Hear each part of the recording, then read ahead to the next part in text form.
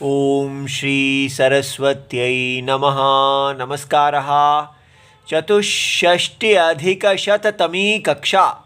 विषय, हाँ जी, हमारा कारक प्रकरण चल रहा है, उसमें हम चतुर्थी संप्रदानम देख रहे हैं और उसी क्रम में आज हम जो सूत्र देख रहे हैं वो है क्रुध द्रुहेष्या सूयार्थानाम यम प्रति कोपः 1-4-37। अच्छा जी, इसको अष्टाध्यायी जी में देख लेते हैं। अध्याय 1 पाद 4 कार के अधिकार है और ये 1-4-23 से लेके 55 तक जाता है और यहाँ से संप्रदान की अनुवृत्ति आरंभ होती है और ये करते करते हर रोज एक देखते देखते अब हम पहुँचे इधर क्रुधा द्रुहेर्ष्यासूयार्थानां यं प्रति कोपः। इसको अभी हम देखेंगे। तो अनुवृत्ति के सूत्र ये हैं कार के और कर्मणा यम अभिप्रयति से संप्रदानम, इससे एक एक ये अनुवृत्ति आएगी, ये सूत्र है। और इसमें क्रुध द्रुहेर्ष्यासूयार्थानाम षष्ठी बहुवचनम, यम जिसको द्वितीया एक वचनम, प्रति अव्यय और कोपः प्रथमा विभक्ति एक वचनम। अब इस समास का विग्रह करते हैं। तो ये समास जो है ये द्वंद्व इतरेतर द्वंद्व है। इतरेतर द्वंद्व में हर चीज़ को पहला एक एक इसका तरीका होता है। ये च च च च, तो क्रुधः च, द्रुहः च, राम राम शब्दवत सबकी प्रथमा विभक्ति एक वचन ले लेनी है। ईर्ष्यः च, असूयः च, ठीक है। और फिर ये विसर्ग का श हो जाता है और इसको सारे को जोड़ के हमने जो है बहुवचन बन जाएगा। क्योंकि ये चार हैं इसलिए इसका बहुवचन हो जाएगा और जो अंतिम शब्द है उसका लिंग होगा, तो अकारांत। तो रमः रामः रामौ रामाः, तो क्रुध द्रुहेर्ष्या सूयाः बन गया, ठीक है। ये द्वंद्व इतरेतर योग द्वंद्व बन गया। और फिर क्रुध दुह्य ईर्ष्या सूया अर्थाः येषाम, ये जो है ये अर्थ हैं जिसके, तो वो ते क्रुध द्रुह ईर्ष्या सूया अर्थाः तेषाम, उनका धातु नाम। तो ये द्वंद्व गर्भित बहुव्रीहि बन गया। तो ये अर्थात ये अर्थ वाले हैं, जो हैं अर्थ हैं जिनके, वो कौन है? धातु, ठीक है। तो अन्य अर्थ प्रधान होने से बहुव्रीहि बन गया।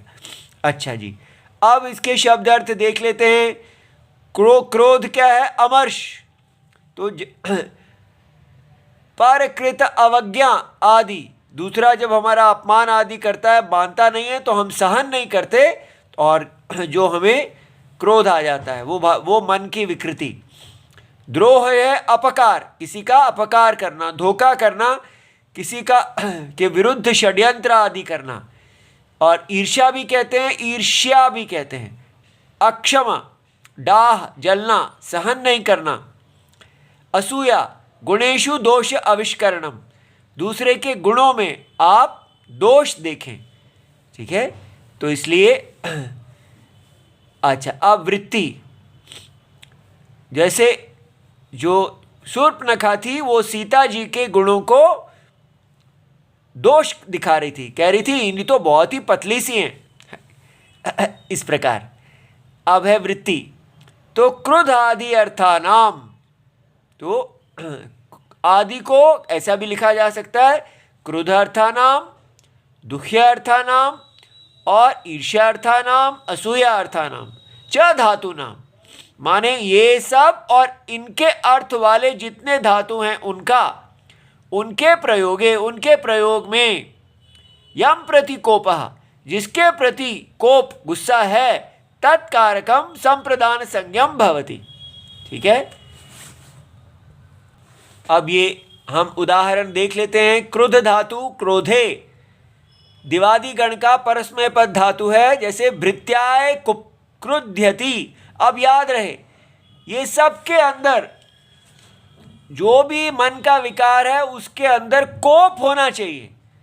आप केवल उनको, उनके प्रति आप आवाज आदि निकाल के मौन नहीं, आप उनको एक प्रकट को क्रोध कोप प्रकट करें, तभी आप चतुर्थी लगाएंगे। अगर आप कोप आपका प्रकट नहीं होता तो चतुर्थी नहीं लगेगी। रुष्यति माता पुत्राय, ठीक है। अयम तो कहा था कि दूसरे अर्थ वालों में भी लगे तो रुष्यति। अयम ही तुभ्यम वरुणो हृणीते, ये ऋग्वेद में से है। ये वरुण भगवान तुमसे क्रुद्ध हैं। द्रुह जिघांसायाम, दिवादिगण परस्मय पद, द्वेष करना, मारने के लिए प्रयत्न करना। शत्रवे द्रुह्यति, शत्रु को हानि पहुंचाना चाहता है। पर याद रहे, कोप साथ में होना चाहिए, केवल मन में हानि पहचाना नहीं। तो इसलिए उसके प्रति एक कोप कर रहा है वो। ईर्ष्या ईर्ष्यायाम सपत्नैहि ईर्ष्यति, सौत से डाह करती है लेकिन मन ही मन नहीं रखती, उसके ऊपर कोप भी रखती है। और असून उपतापे, मन में संताप होना, ये कंडवादि गण का है। असूयति असूत, इस प्रकार उभयपदी है। हर ये असूयति, भगवान के प्रति उसको दोष निकालता है, ठीक है। कहता है कि ये भगवान तो बड़ी अपनी श्लाघा आदि करते रहते हैं, अपनी बहुत करते हैं, ठीक है। जैसे भगवान कृष्ण के प्रति जो महाभारत में कितने दुष्ट लोग असूया करते थे, लेकिन इन सब में कोप होना चाहिए। यहाँ सामान्य विशेषण यम प्रति कोप क्यों कहा है? तो क्रोधस्तावत कोपहा, क्रोध तो कोप ही होता है, लेकिन एव द्रोह आदयः अपि क्रोध प्रभवः एव गृह्यन्ते। तो ये सब जो चीज हैं, मन के विकार कहे हैं, ये क्रोध में से ही निकलते हैं। इसीलिए यम प्रति कोपहा कहा कि एक बार कोप आएगा तो ये सब साथ में आ जाते हैं। अच्छा, यहाँ यम प्रति कोपहा इति किम, तो जैसे भार्याम ईर्ष्यति, पत्नी को ईर्ष्या करता है। अब यहाँ कोप नहीं है, इसलिए चतुर्थी नहीं लगी। माँ एनाम अन्य द्राक्षित इति, दूसरे लोग इसको देखते हैं वो ज़्यादा सुंदर है, पति को नहीं देखते हैं, पत्नी को देखते हैं, तो पति को पत्नी के प्रति ईर्ष्या होती है, लेकिन कोप नहीं होता, इसलिए वहाँ चतुर्थी नहीं लगी।